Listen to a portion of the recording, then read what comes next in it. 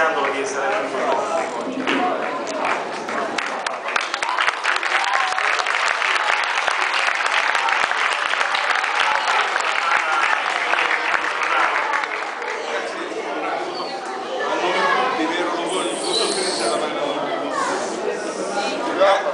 Ragazzi, posso stringere la mano al vicequestore a nome di tutti voi, vero?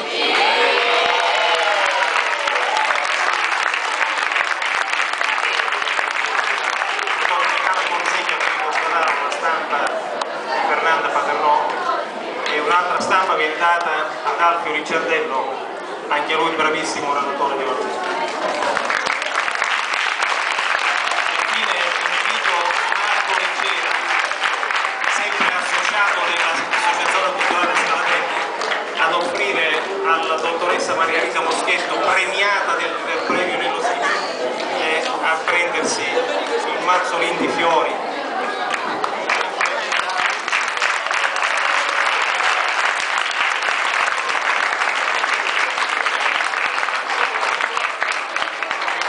Grazie a tutti per essere stati qui con noi.